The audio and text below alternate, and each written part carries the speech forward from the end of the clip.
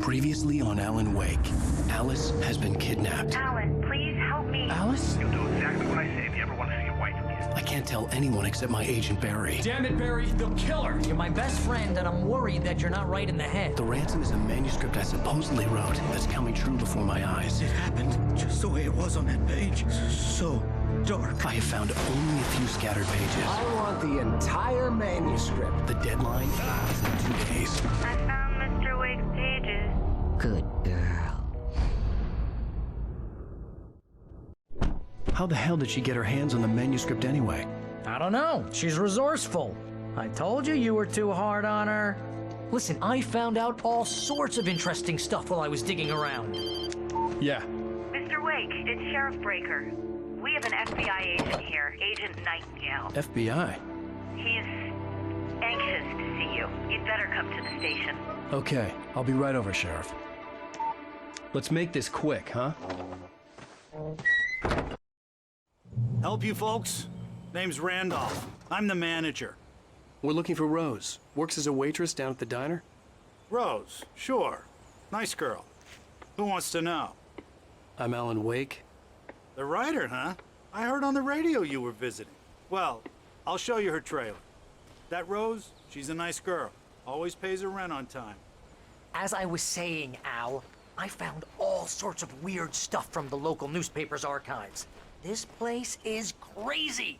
Disappearances, mysterious deaths, urban legends come true, and get this, most of this stuff takes place around Cauldron Lake.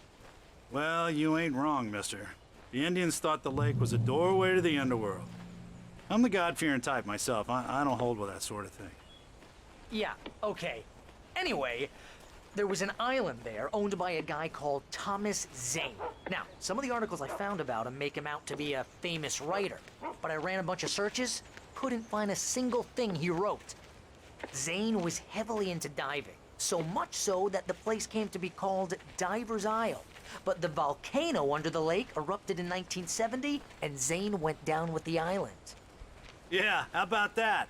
It was there in the morning, as if it had fallen from the sky. But it would take a tornado to lift something like that. We're damn lucky it didn't crush any of the trailers. Come on, mister. I'll take you to Rose's trailer.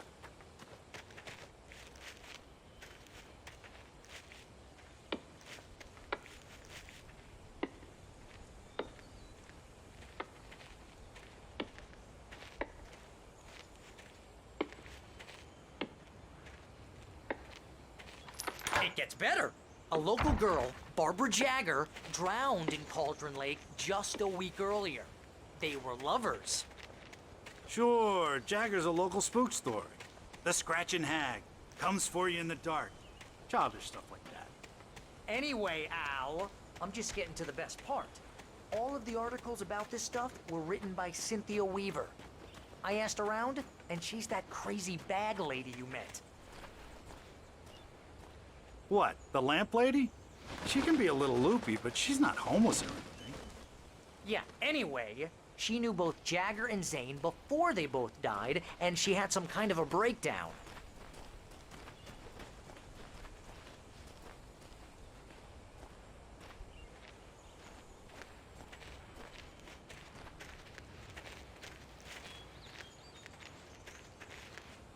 Well, mister, this here's Rose's trailer.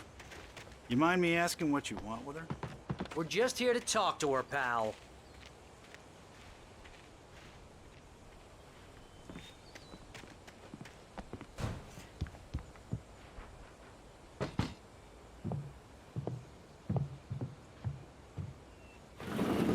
Welcome to...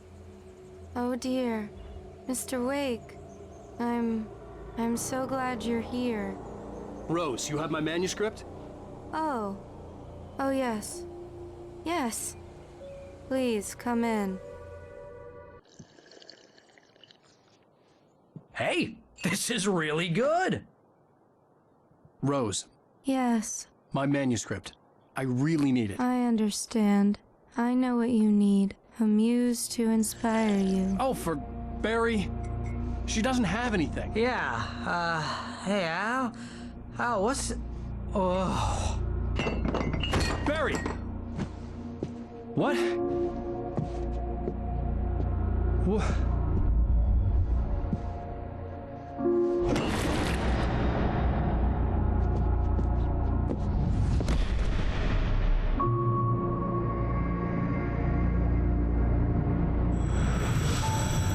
It's coming for you, hiding in my barber's skin. I'm too weak to stop it. You must turn the lights on. I promised I'd come visit you and your lovely wife. You must finish what you started. I insist. You must turn the lights on. Turn the light on. Back to work, boy. Ah!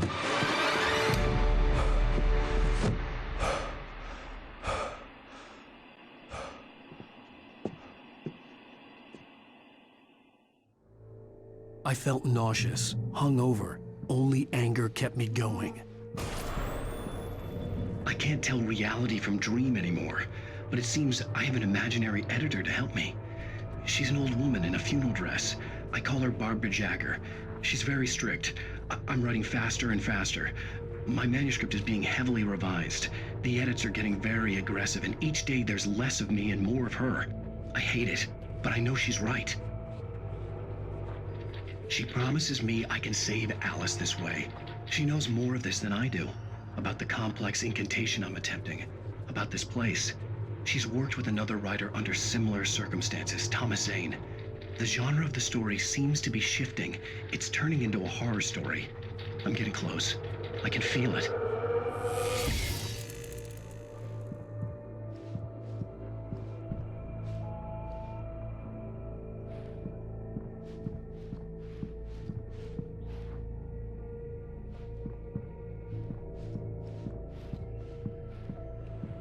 Rose took a day from me. I had less than 12 hours left to meet the kidnapper. All I could do was get Barry into the car, work something out once I got on the road. Welcome to the Oh Dear Diner. What can I get you today? Coffee? I couldn't work up much hate for Rose. Something had used her to get to me and left its mark. First refill is free. Milk and sugar on the counter there. Would you like to hear today's specials? Thank you. A nice day. Come back soon. Barry was out of it. He was way too heavy to carry. You're right. My gun and flashlight were gone. I'd have to find a way to get Barry into the car as quickly as possible. There was no time to waste. Mr. Randolph liked Rose. That little smile she had. How she was still sweet when life had tried so hard to make her bitter. It wasn't any of his business what she did in her trailer. But those strangers, the writer and his smart-ass sidekick, looked like trouble. And they'd been in there for hours, way past her normal bedtime. He reached for the phone and called the sheriff's station.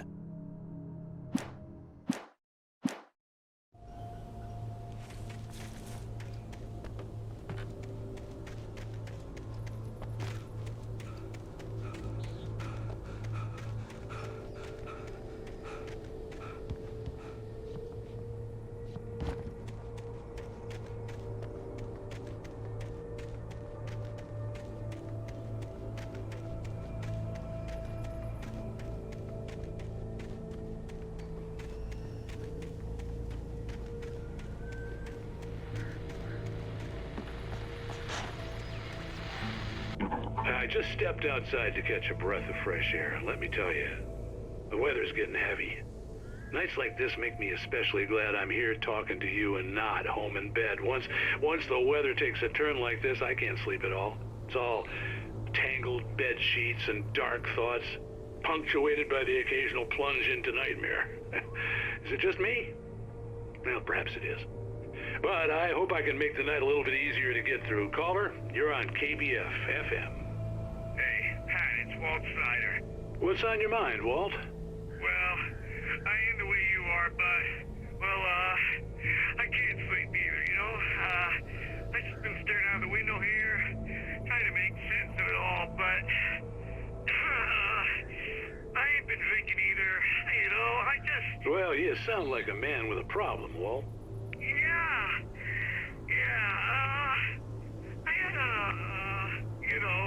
argument with Danny.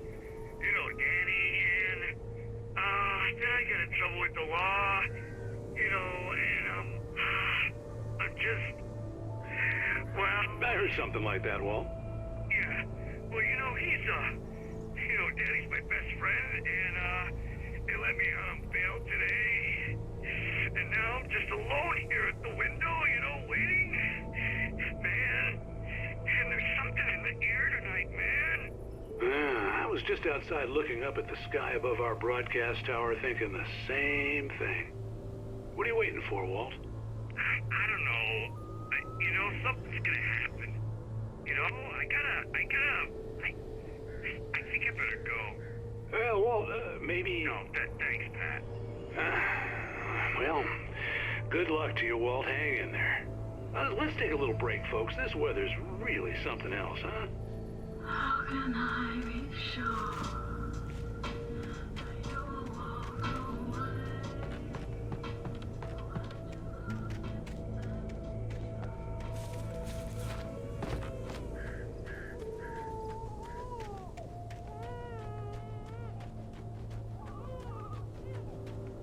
Oh, you're gonna get it now. God knows what you've done to that poor girl. This is Agent Nightingale, FBI! Get him up, Hemingway! You're under arrest! You move a muscle, I'll unload right in your goddamn face! Stay right where you are, Slade!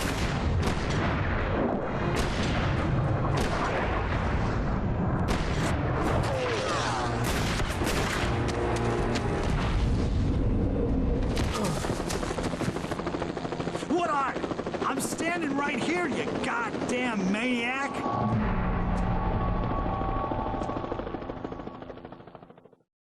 I hated to leave Barry behind, but there was no way I'd miss my appointment with the kidnapper. Give it up, Mr. Wade. Come on.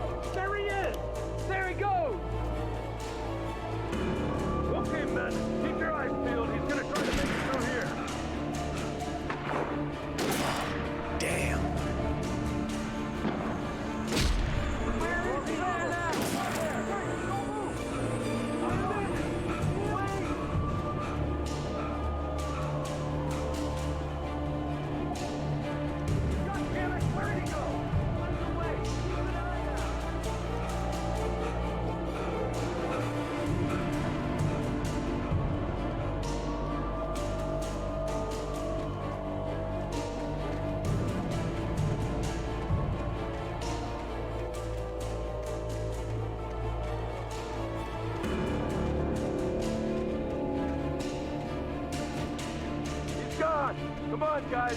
We need to head him off. For decades, the darkness that wore Barbara Jagger's skin slept fitfully in the dark place that was its home and prison. It was hungry and in pain. It dreamed of its nights of glory when the poet's writing had called it from the depths and given it a brief, terrible taste of power and freedom. The rock stars had stirred it from the deep sleep the poet had sunk it back to in the end. When it sensed the writer on the ferry, it opened its eyes.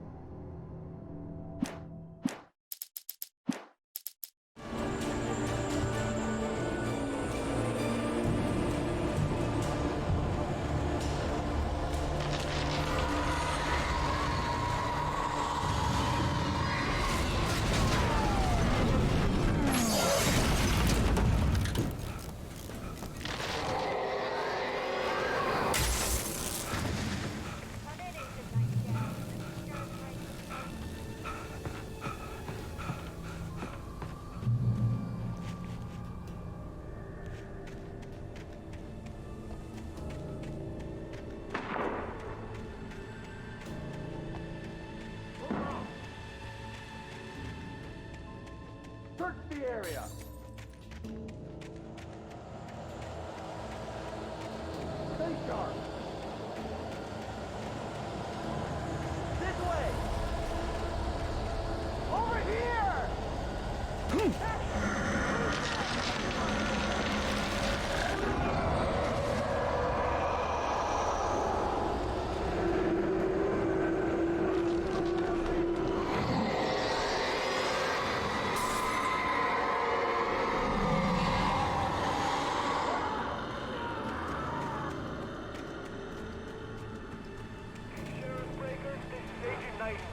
I've lost contact with... This horror was everywhere I went, circling me. The cops didn't stand a chance. They were after a writer, not a monster.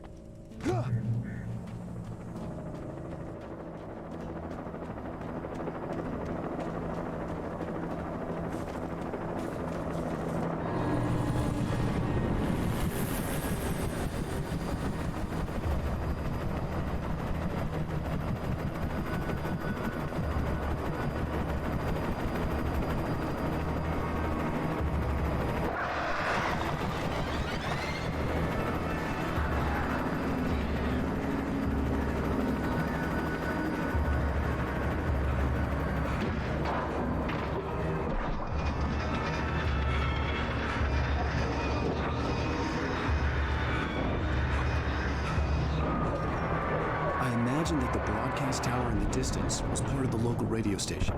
Maine seemed like a decent guy. Perhaps he could give me directions to the coal mine.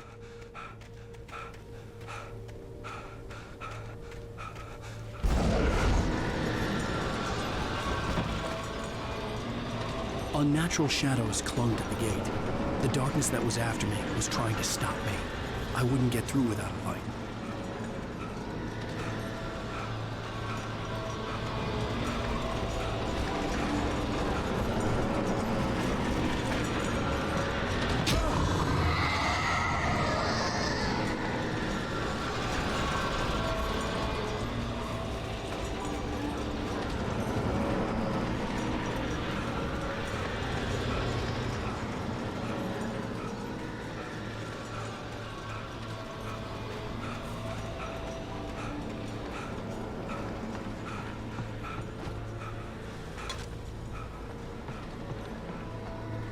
There was no power to the searchlight.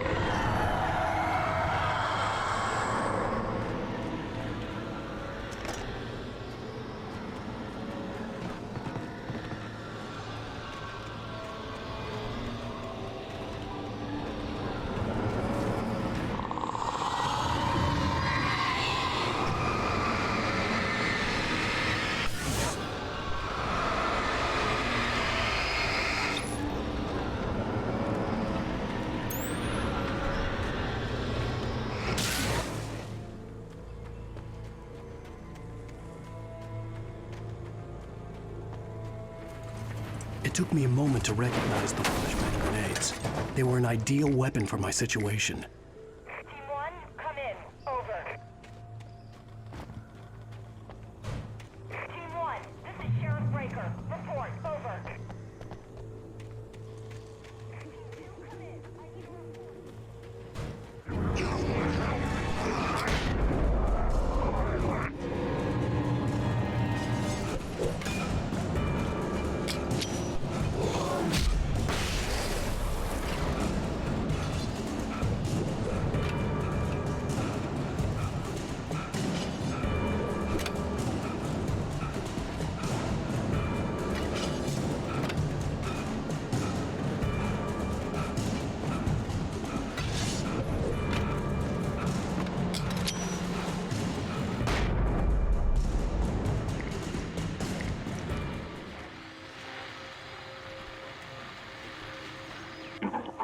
here's another call.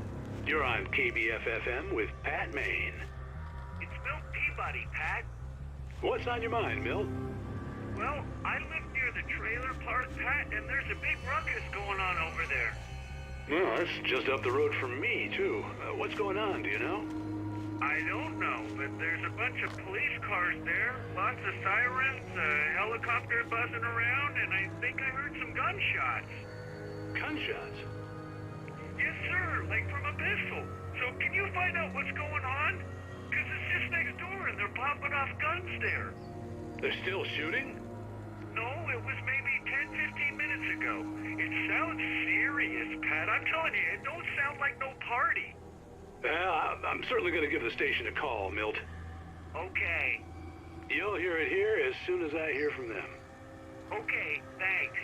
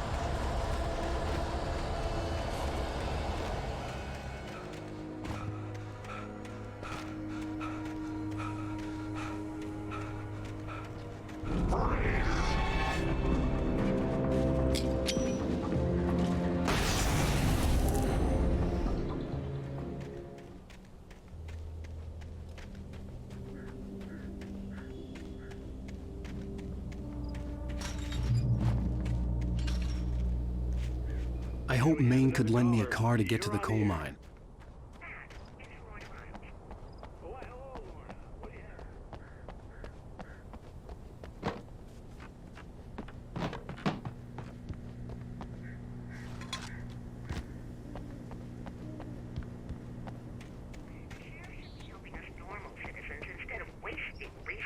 Those people. Well, You'll have to try to sort themselves out. I'm sorry, but my granddaddy settled in Bright Falls in 1911. well, thank you very much for that compassionate viewpoint, Lorna. Oh, here's a little surprise. The famous writer Alan Wake just walked in. Folks, I'm going to see if I can talk him into an interview. Come on in, Mr. Wake. Oh, I'm so glad you could find the time to do this, Mr. Wake. Nowhere to run now, Dan Brown. You back away from me. Don't hurt. Whoa. Everyone calm down. Put this gun down. We're all friends here, right? Cool your jets, Nightingale. We got him. Shoot, priest! What the hell's the matter with you? There's a civilian in there.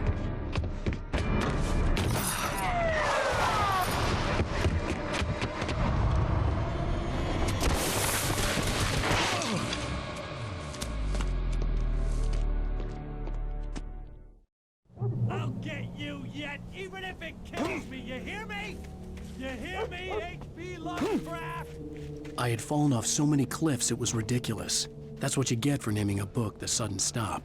It was probably good I hadn't had the Nightingale stared through the broken studio window into the dark woods. He turned around, started to walk out, but Maine grabbed his arm. "Young man, you almost shot me. You don't shoot off rounds at people like that. What's the matter with you?" Nightingale shook his arm free, marched out. His cheeks burned with rage and humiliation. Chance to tell Maine where I was going. I'd have to lose the cops and find my own way to the mine.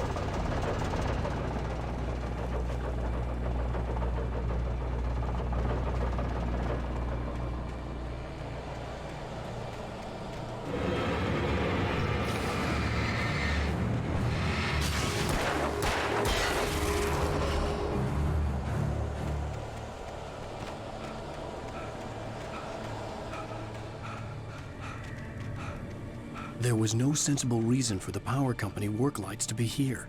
It was almost as if they'd been left for someone like me to use.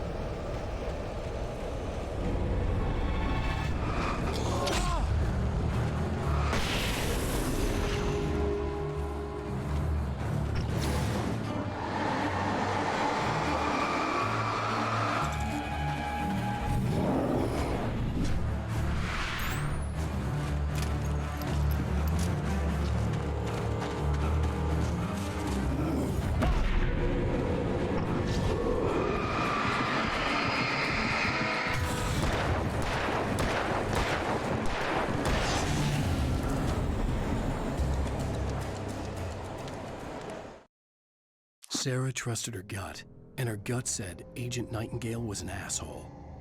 He felt wrong, and it wasn't just the smell of stale booze. It was in the way he flashed his badge, pulled rank, the look in his eyes when he wanted answers. Where was Alan Wake? What was this about an accident? Where was his wife? And most importantly, why did she let Wake go? He wouldn't answer her questions. Federal business was all he'd say.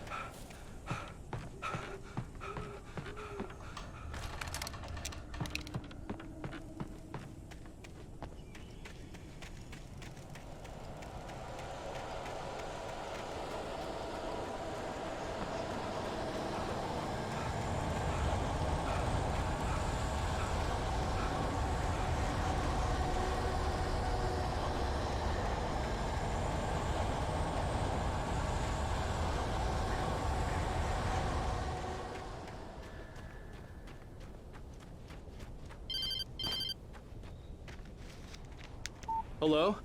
The most stubborn man I've ever met. Alice? Alice? Alan.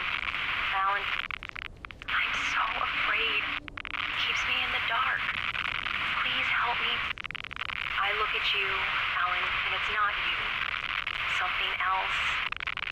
Looking out from behind your eyes. Alice, I'm here. I'm so alone here. It's all gonna go to hell. You need to be careful. Cooperate. The connection had been terrible, but that wasn't the only thing that hadn't been right with the call.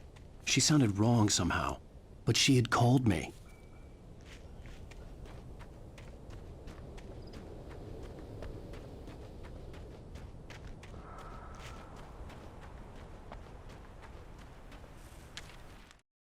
The pipe wrenched itself loose from the bridge's steel framework.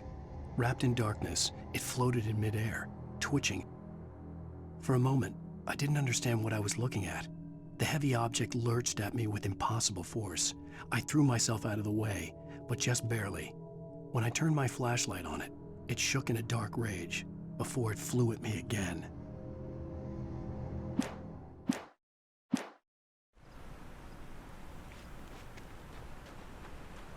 I could see a railway bridge up ahead and a warehouse of some sort on the opposite shore. I hoped I could find a car from there.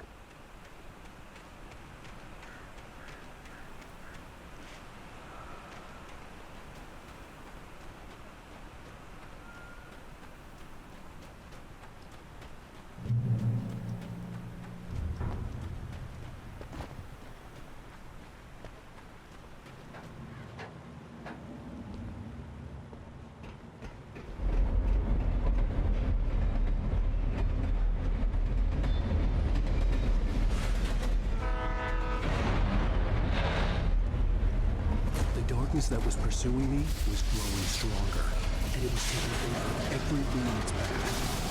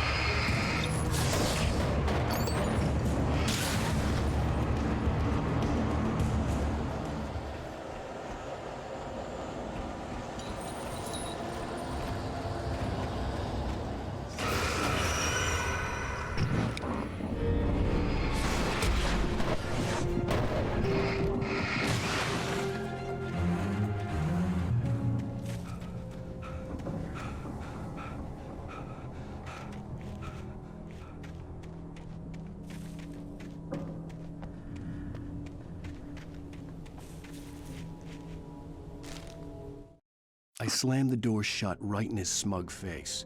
He pleaded for me to open the door. True to form, the asshole actually thought I would obey. I had no sympathy left, no guilt either, not for him. I took a moment to savor the scream. I bet I had a smile on my face. It was all that I had time for. The dark presence was inside the lodge with me.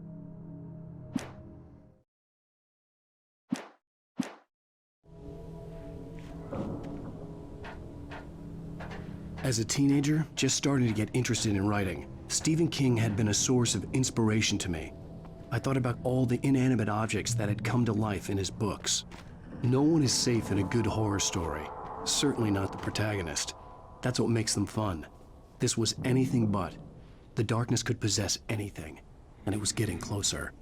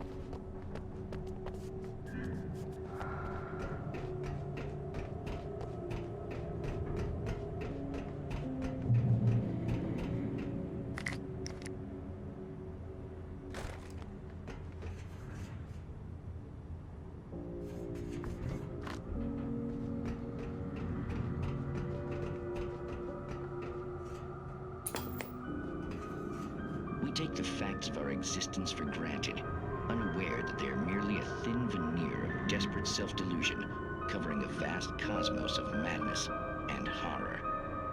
All too often, the stars are right. In Night Springs.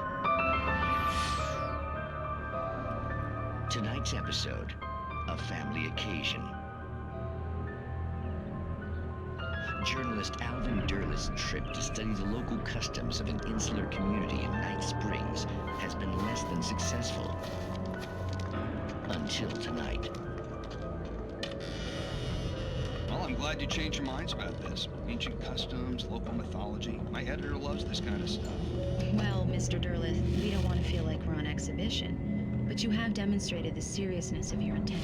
Oh, I am serious. Really, just do your thing. I'll stay out of your way and observe. Actually, I thought you could assist us. I'm afraid we are a man short. It would provide you with an intimate perspective. Could I really? Of course, Mr. Derleth. Well, I guess that's the least I... What would I have to do? Oh, here. Let me show you with a kiss.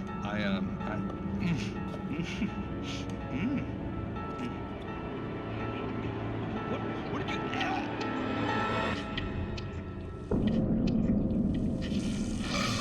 Oh, Mr. Derleth, you have well pleased Nixie Perka, the dweller in flesh. Your body shall host his 1,000 young, and all shall be glory.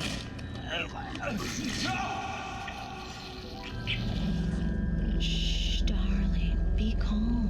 Shh. Alvin Derleth learned a harsh lesson. If you go looking for mythology, it may come looking for you. And such quests always bear fruit. Night Springs.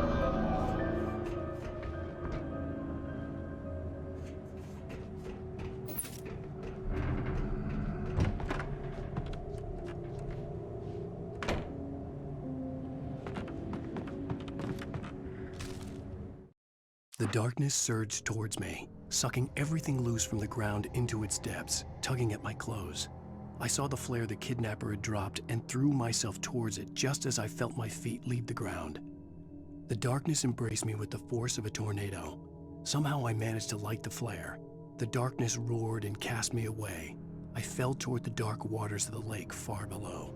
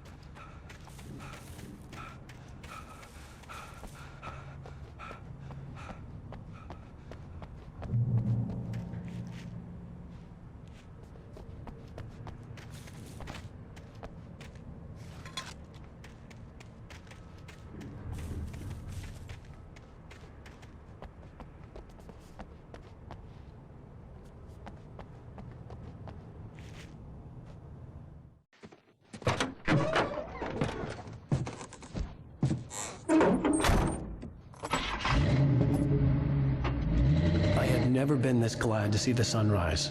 I had a couple of hours to get to the coal mine.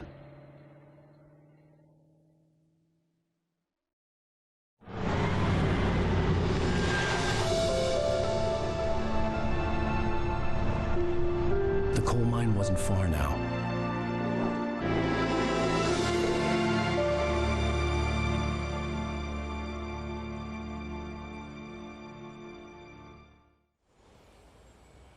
Today, I would meet the kidnapper, and he would give me Alice. I wouldn't give him any other choice.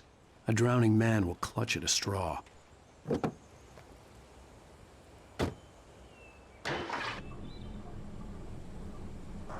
Little by little, without realizing it, I'd come to believe that the story in the manuscript was coming true. The current of its narrative had taken me deeper and deeper into dark waters. Alice had been taken from me. Barry was probably in jail. I was a fugitive from the FBI. The whole world taken over by the Dark Presence was trying to destroy me.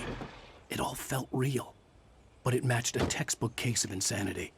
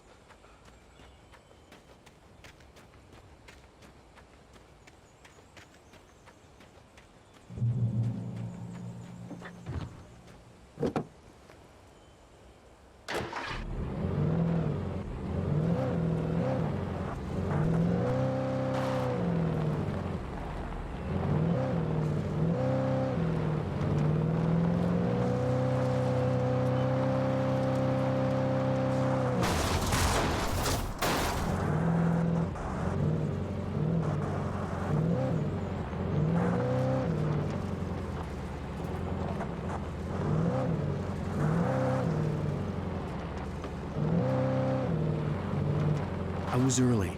I was supposed to meet the kidnapper at noon in the main building. The coal mine was quiet. It was a museum now.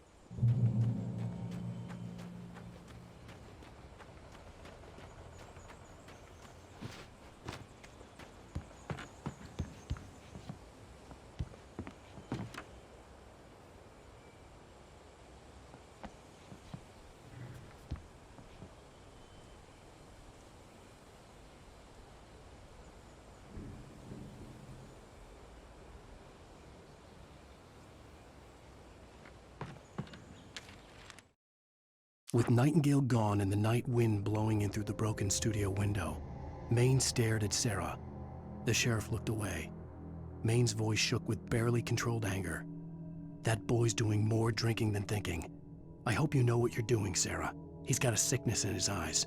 You take my word for it. He wants Wake for a reason, and it's not for anything good.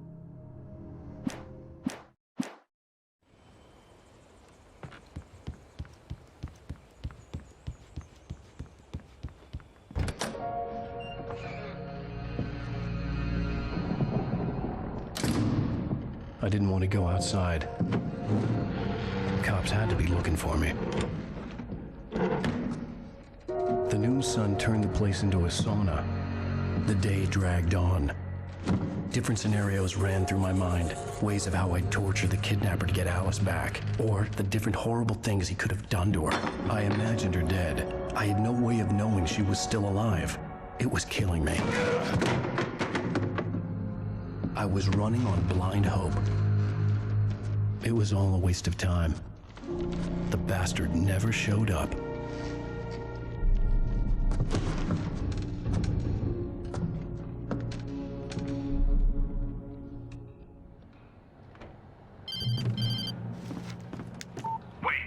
Where the hell are you? Change of plans.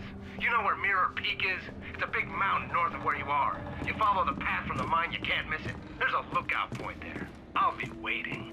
I'm through being jerked around by You you. want to see your wife alive? Because if you do, you better watch what you say to me.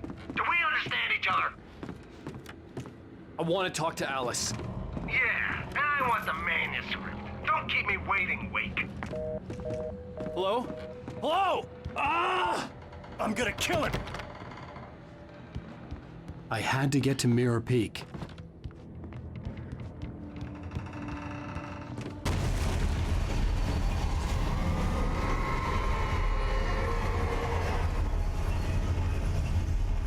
It was close, maybe closer than ever before.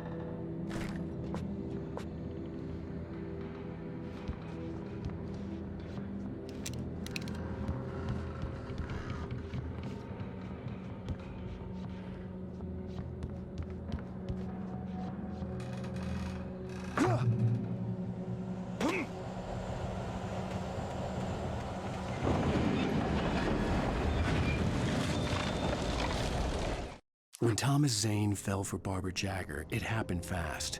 She was young, vibrant, and beautiful, full of life. He had never been a very happy man, and without any seeming effort, she had changed all that. Zane felt good for the first time in his life.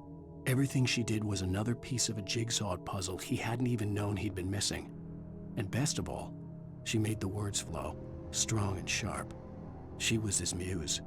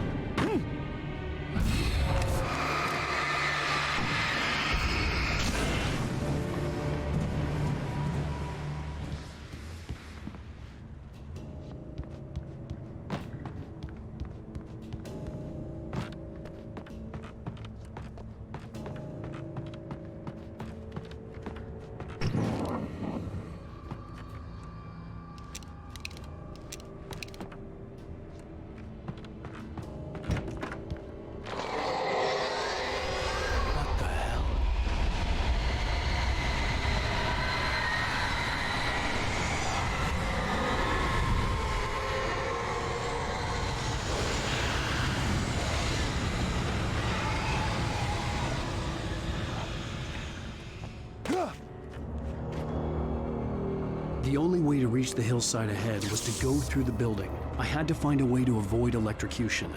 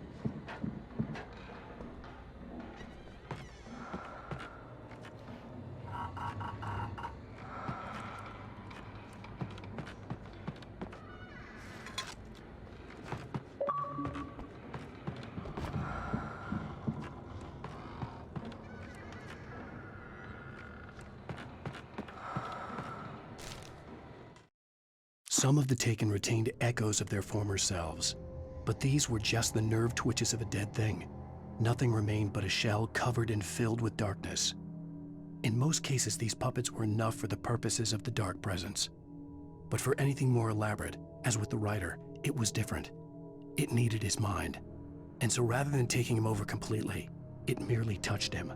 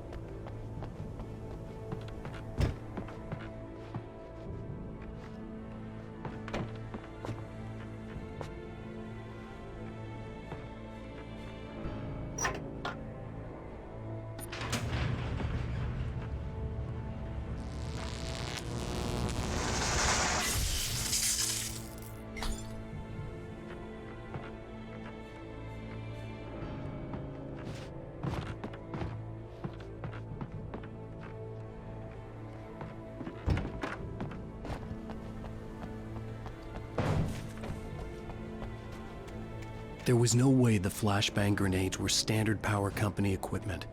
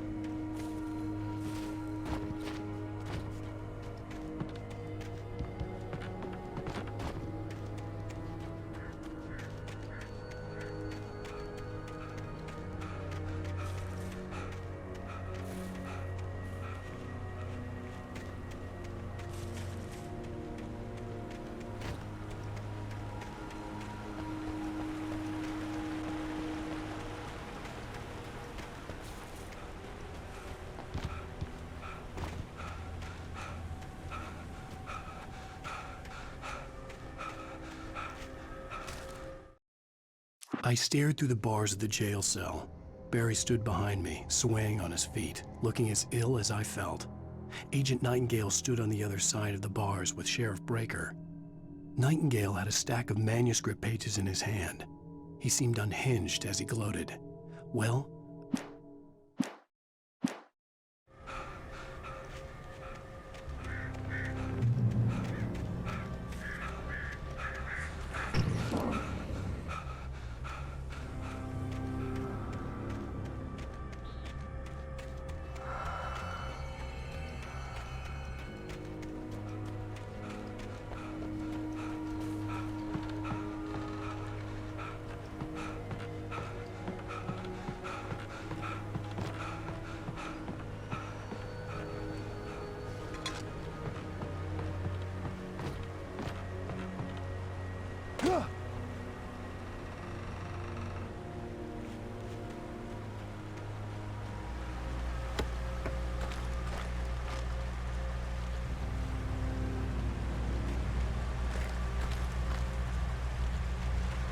I had no real plan.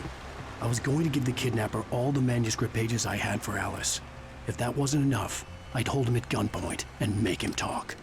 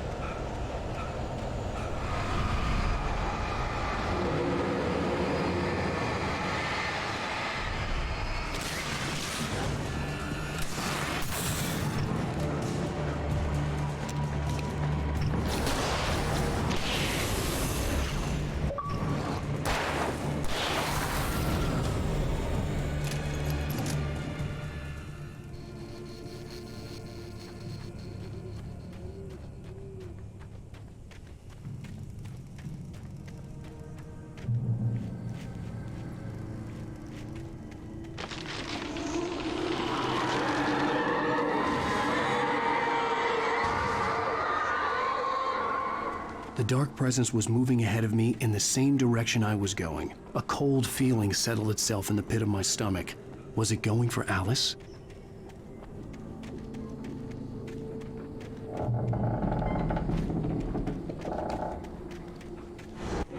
The graveyard shift may cause cancer.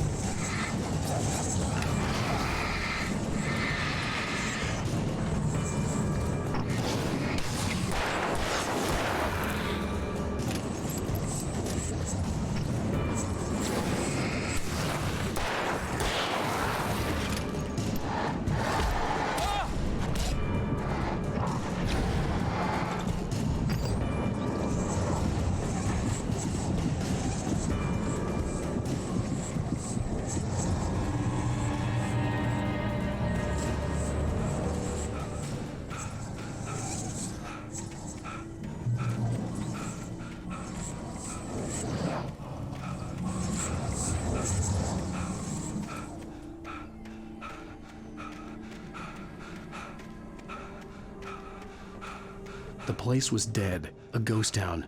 Had been for decades, maybe a century.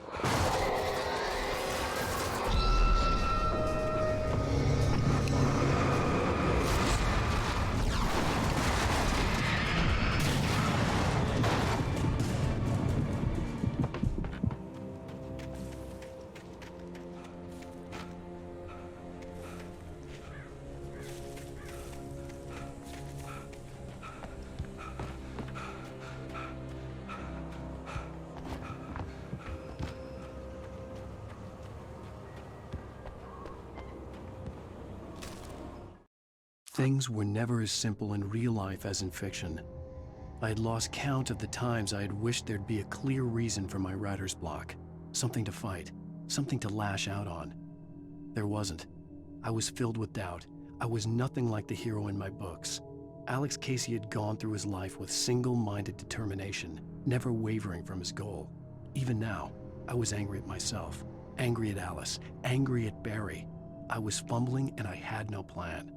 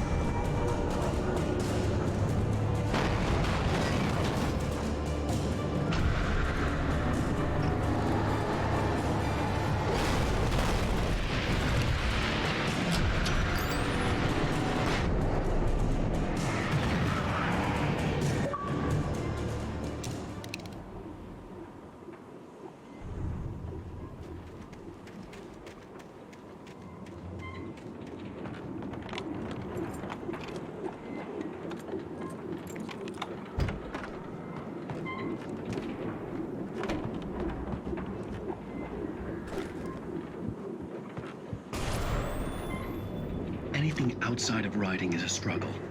I feel ill. I managed to make my way downstairs. There's a shoebox filled with books and papers by Thomas Zane. It's very hard to focus, but I managed to read some of it. He's a poet, and a good one.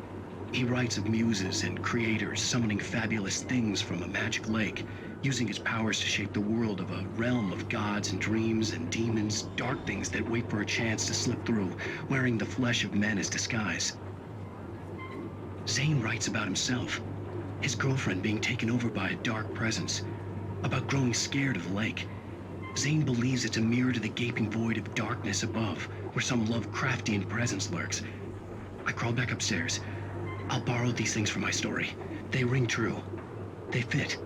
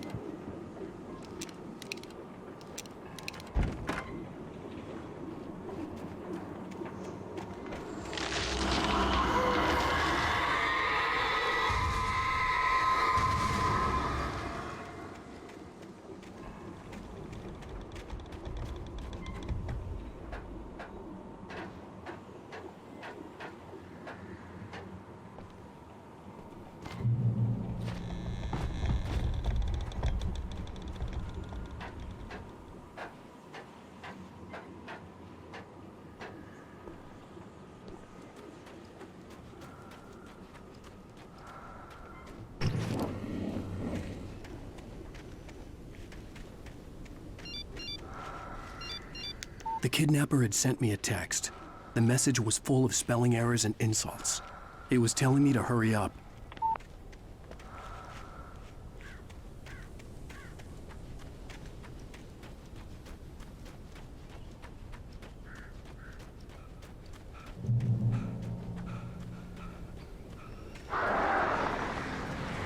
Birds.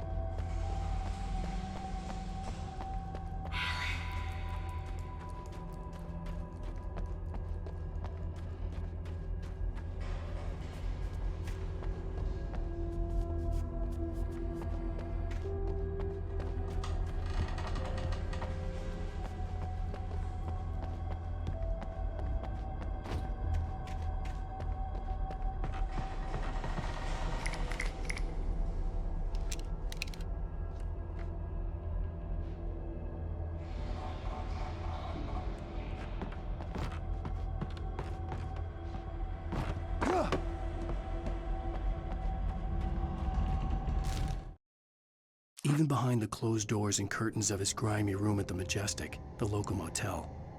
Nightingale could feel the locals' eyes on him, the unrelenting pressure of their judgment. He forced it out of his mind. For all he knew, they could all be under Wake's spell already. You do what you have to do to get the job done. He took comfort from the bottle in his hand. Please, he thought, just let me get through this.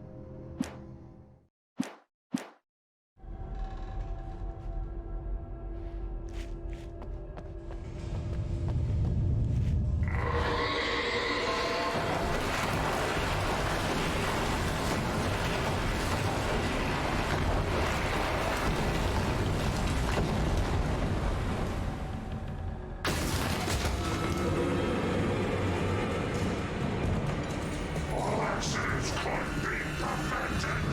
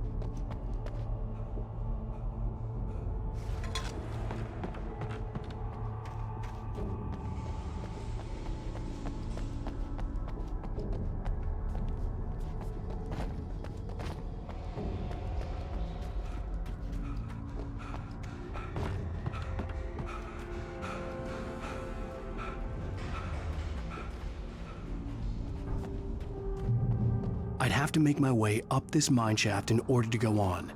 Maybe the machinery could help me with that.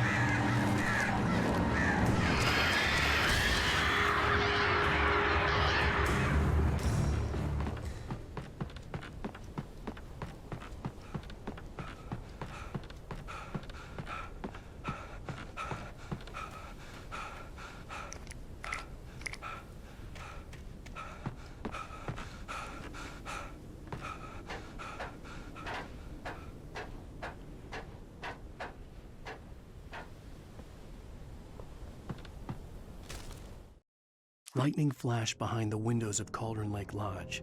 Tor Anderson laughed and held the steel hammer above his head. Nurse Sinclair was trying to calm him down without success. Tor grinned madly and shouted, "My hammer's up. Here's a friendly poke from Molnir, wench." He brought the hammer down with all his might on Sinclair's head. "We're on a comeback tour, baby."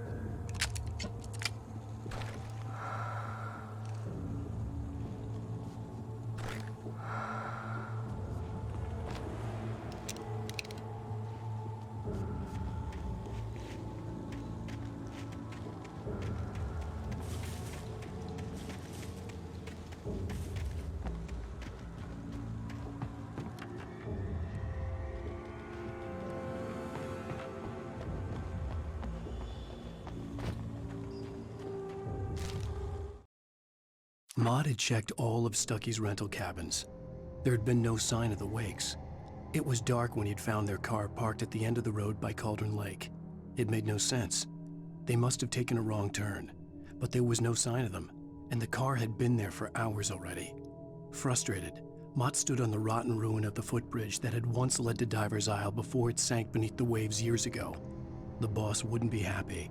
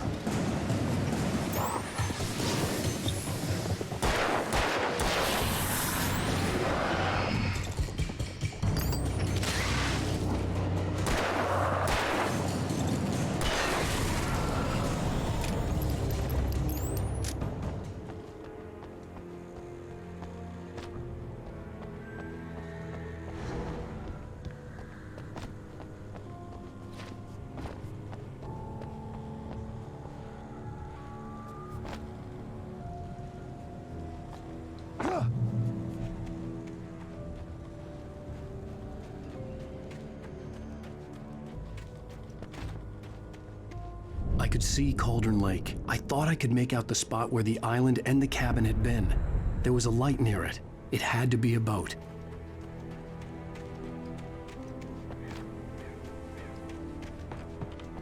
I was close now.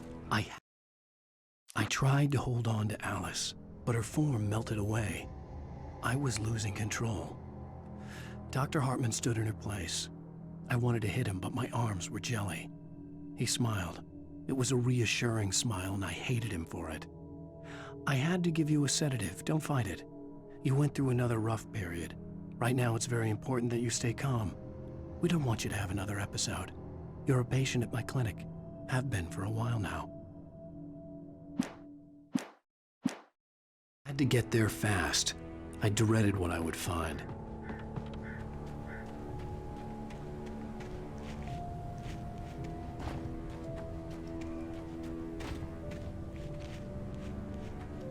Wait! Are you? Wake? Hey, I'm here! I'm coming! No! Get away! Sorry. Please, late. The boss didn't know who he was messing with. I didn't know. I swear I didn't know. We don't have his wife. We don't know where she is. She's probably drowned. We just said we had her to make him play ball. You see? To get him writing for us.